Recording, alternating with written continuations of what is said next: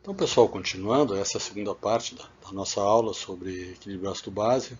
Vamos seguir continuando o vídeo anterior. Nessa parte, então, nós vamos falar de como é que se dá a eliminação renal dos ácidos, como é que o rim participa, então, dessa regulação do equilíbrio ácido-base através, fundamentalmente, da eliminação de ácidos. A gente já viu na parte anterior que a concentração de ácido no plasma é 3 milhões de vezes menor que a concentração de sódio, ou seja, a concentração de H+, no plasma livre é de 40 nanoequivalentes por litro. É muito pequena, quer dizer, não tem ácido livre no plasma. Por quê? Porque o ácido, evidentemente, ia danificar as células, então ele não pode estar livre. Qual é a consequência disso? A consequência é que a filtração glomerular de ácidos é desprezível. Claro, se não tem ácido livre no plasma, como é que ele vai ser filtrado? Então, não tem filtração glomerular de ácido. Como é que os ácidos são eliminados pelo rim? Por via tubular, pelos processos tubulares. Então, o ácido não é filtrado, porque a concentração é muito baixa. Por outro lado, a base, que é o bicarbonato, existe em grande quantidade no plasma. E o bicarbonato é filtrado, é eliminado, ou seria eliminado. Se nós queremos conservar base e eliminar ácido, o que acontece? O bicarbonato vai ter que ser reabsorvido, ou regenerado, como nós vimos na aula que falou sobre túbulo distal final e coletor cortical. Né? E vai ser criado novo bicarbonato também nos túbulos renais. Isso vai acontecer no túbulo proximal, no distal e coletor. Existe também secreção de ácido H+, secretado nos túbulos, principalmente no distal e coletor. E nós vamos ver qual é o papel dos tampões urinários, né, fosfato e amônia, né, que vão tamponar ácidos não voláteis, que não são bicarbonato, qual é o papel deles nesse processo. Então, a eliminação renal de ácido se dá por reabsorção de bicarbonato, que não é exatamente eliminação de ácido, mas regula também, mantém a alcalinidade, mantém o pH adequado do plasma, e por secreção de ácido por vários mecanismos. Nesse slide, ele está sendo secretado a partir da eliminação da amônia. Nós vamos ver isso mais adiante. A reabsorção tubular do bicarbonato, nós já vimos, a maior parte no túbulo proximal, 85%, tem um pouco no distal, por um mecanismo parecido, e nos segmentos finais vai ter uma reabsorção pequena, nos distais vai ter fundamentalmente uma produção de novo ácido, uma fabricação de ácido novo. Então, túbulo proximal, a gente já viu que reabsorve 80% a 90% do bicarbonato filtrado. O túbulo proximal também faz outras coisas na regulação do equilíbrio ácido-base. Ele faz o tamponamento, participa do tamponamento do ácido secretado a partir do fosfato e vai fazer a síntese da amônia, que vai ter um papel mais importante lá nos segmentos distais, segmentos finais. Vocês já viram esse slide numa aula anterior. O que acontece? O bicarbonato filtrado, por que a gente diz que ele é regenerado? Porque ele não é absorvido íntegro. Não é absorvido íntegro. Ele se associa, por meio da anidrase carbônica, ao H+, dissocia em CO2 e água, a água vai ser eliminada, o CO2 então é reabsorvido por difusão, novamente a anidrase carbônica, forma bicarbonato, regenera bicarbonato junto com o H+, que veio da água, e esse bicarbonato então vai ser reabsorvido. Então ele é desmontado e depois remontado. Nesse processo, um H+ é eliminado. Então, o processo de eliminação de ácido aqui, na realidade, é um processo de reabsorção, regeneração do bicarbonato, que é compensado com uma perda de um próton, de um H+, no túbulo proximal. A gente já viu isso na aula anterior. E o tampão fosfato? O tampão fosfato ele é principalmente intracelular, em outros tecidos, na maioria dos tecidos, mas no túbulo ele tem um papel intratubular. O que acontece? Vocês já viram, quando a gente falou de túbulo proximal, dos cotransportes, que o fosfato é reabsorvido nos túbulos proximais. Mas ele tem um TM, né? O TM dele é baixo, então nem todo fosfato é reabsorvido. Uma parte dele não é reabsorvida e é usado no tamponamento de H+, num processo que também vai contribuir para a geração de um novo bicarbonato. Parte disso acontece no túbulo proximal, parte disso acontece no túbulo distal, né? Também geração de um novo bicarbonato.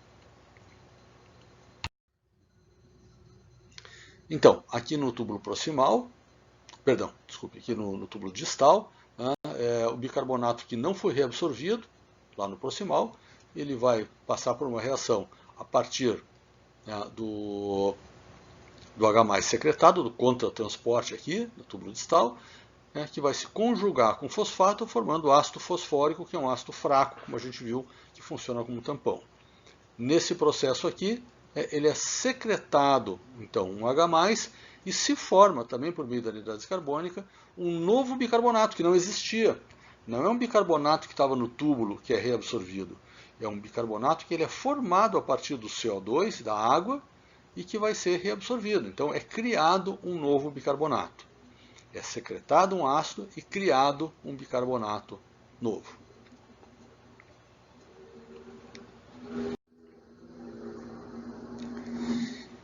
Nos segmentos distais, então, no néfron distal, é onde a urina vai ser especificamente acidificada. Porque vejam assim, lá no proximal tem reabsorção de bicarbonato. Né?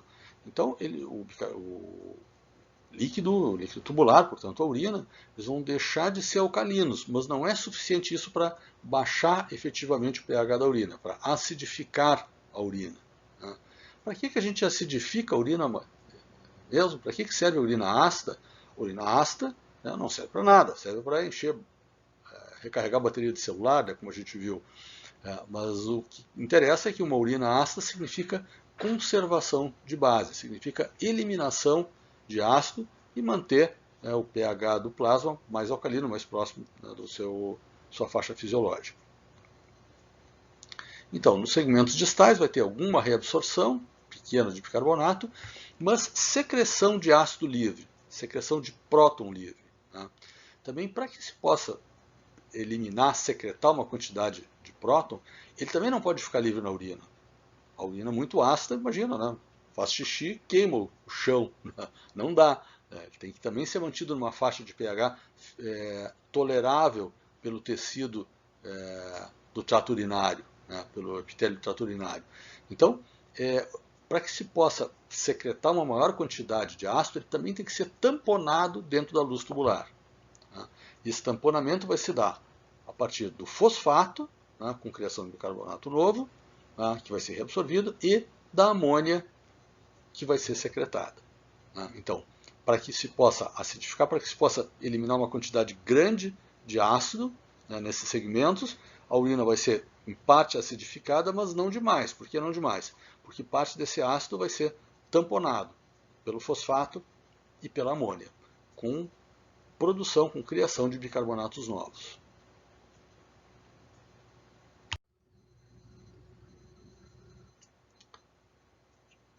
Então, a gente já viu que no coletor cortical, quem faz isso são as células intercaladas do tipo A, né, A ou alfa, que secretam ácido. E tem também, né, as do tipo beta, que são as secretoras de base, que fazem o contrário. Tá? Então, em algumas situações, a gente vai ver mais adiante na nossa aula ao vivo, umas situações chamadas alcalose, que vai ter que haver eliminação de base. Então, isso vai ser feito pelas células do tipo beta. Tá? A gente já viu anteriormente a característica dessas células. Essa célula alfa, ou A típica, né, com as duas ATPases, né, H+ ATPase, secreta próton, a HK ATPase, que é um contratransporte, secreta próton e reabsorve potássio, e com isso, nesse processo, lembra que um bicarbonato é fabricado aqui dentro por meio da anidrose carbônica, então um bicarbonato novo é reabsorvido. Também já vimos isso em aula anterior. Aqui aparece, então, esse processo. De onde é que sai esse bicarbonato novo? Ele sai de uma água, né, CO2 e água, né, dissocia, o H+ vai ser secretado, o H junta com CO2, forma ácido carbônico, bicarbonato que vai ser reabsorvido por meio da anidrase carbônica. Esse próton não fica livre aqui, ele vai ser tamponado por amônia e por fosfato.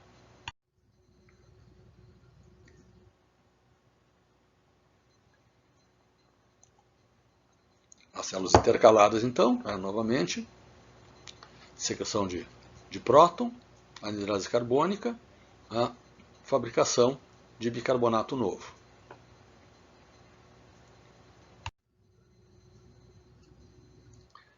Aqui, então, o tampão fosfato. Aqui o sangue, aqui a urina. Aqui mostra como esse H+ secretado, ele não vai ficar todo livre. Uma parte dele fica livre. A gente viu que o pH da urina ele é mais ácido, ele é em torno entre 5,5, varia, entre 5,5 e 8, mas habitualmente ele é ácido, ele é entre 5,5 e 6. Então ele é ácido, mas ele não é 3 de pH. Por quê? Porque os tecidos não suportariam esse pH, essa acidez. Então, parte do H+ secretado aqui vai ser tamponado pelo fosfato. A gente chama isso de ácido titulável, porque para cada molécula de fosfato, tampona uma molécula de ácido. Então a gente chama isso de ácido titulável. Se vocês ouvirem falar em acidez titulável na urina, está se referindo ao fosfato, fundamentalmente. Também tem reabsorção de sódio junto com isso, não precisa entrar muito em detalhe.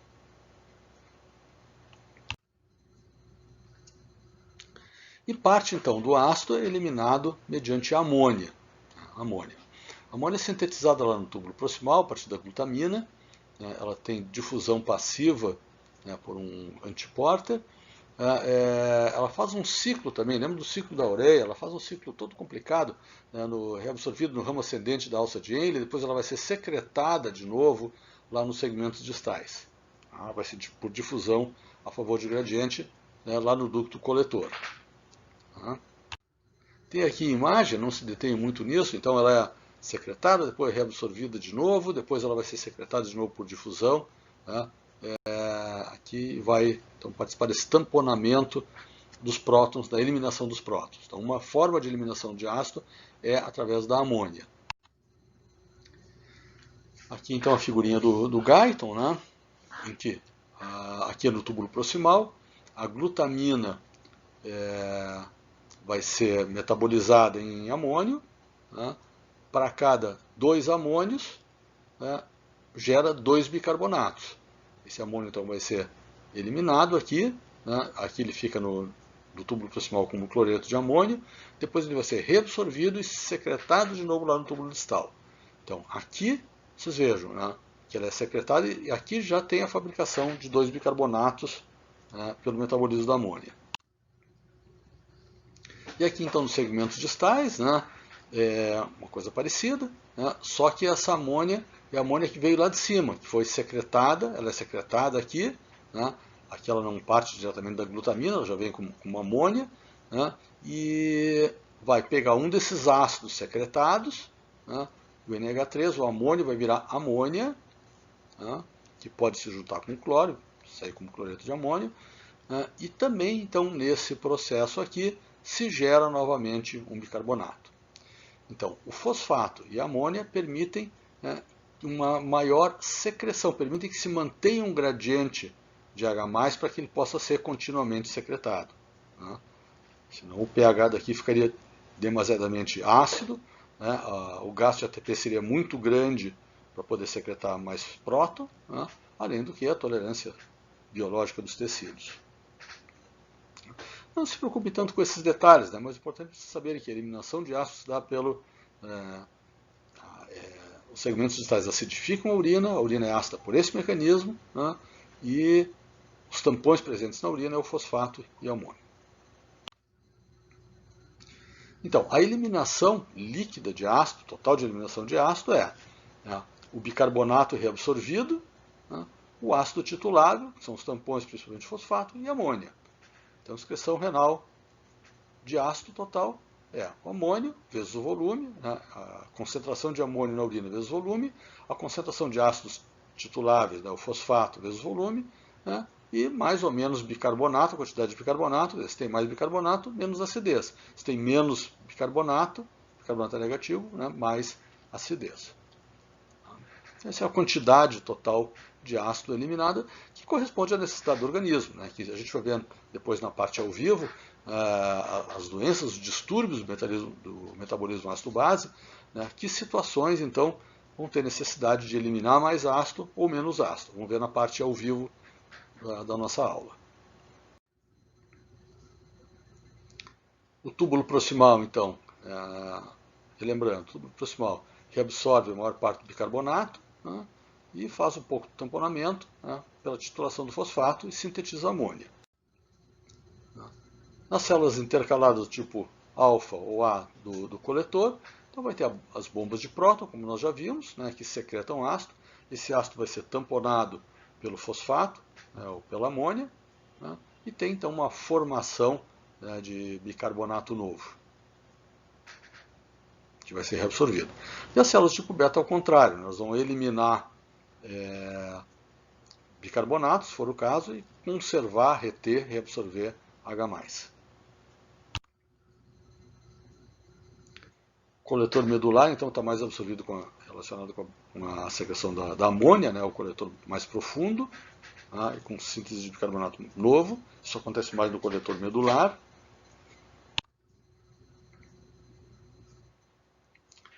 E tem vários mecanismos que são mecanismos de regulação da acidificação renal, portanto, da eliminação de H+, e reabsorção de bicarbonato. Óbvio que tem a ver com o pH e concentração de bicarbonato no filtrado, né? Quanto mais alcalino, mais vai ser reabsorvido, com o fluxo do filtrado, com pH sanguíneo, vai ter todo um mecanismo de regulação que vai dizer quanto que o rim tem que eliminar de ácido ou quanto que tem que reabsorver de bicarbonato. Tá? A gente vai ver na segunda parte da aula o papel do potássio nisso. A deficiência de potássio interfere com esse transporte de ácido e bicarbonato. Né? E também a gente vai ver na segunda parte da aula, na aula ao vivo, a importância dos mineralocorticoides, especialmente da aldosterona. Tá? A aldosterona ela aumenta a absorção de sódio, né? Aí produz um lúmen. Vocês já viram que a aldosterona troca sódio por potássio, mas esse potássio vai ser depois eliminado, e tem um fator estequiométrico aí, e ele produz um lúmen negativo. Então a aldosterona facilita a eliminação de ácido. Né? E tem uma ativação direta da bomba de H+, dos túbulos coletores, por parte da aldosterona. Tá? Então a aldosterona ajuda a eliminar ácido também. A gente já viu o papel da aldosterona na reabsorção de sódio, troca por fosfato, por potássio, né? Na conservação de volume, de sódio e volume. A aldosterona tem um papel também na eliminação de ácido. E tem várias situações clínicas, né, em que existem distúrbios disso, né, que os mecanismos de equilíbrio, os mecanismos de homeostase estão alterados. Né. São quando existe acúmulo de ácido, a gente chama de acidose, quando existe acúmulo de base, a gente chama de alcalose. Vocês já viram um pouco disso com o professor Zettler. Né. Então, na nossa segunda parte da nossa atividade, que vai ser o nosso encontro ao vivo por live, né, a gente vai conversar então sobre os distúrbios ácido-base. Certo, pessoal? É isso.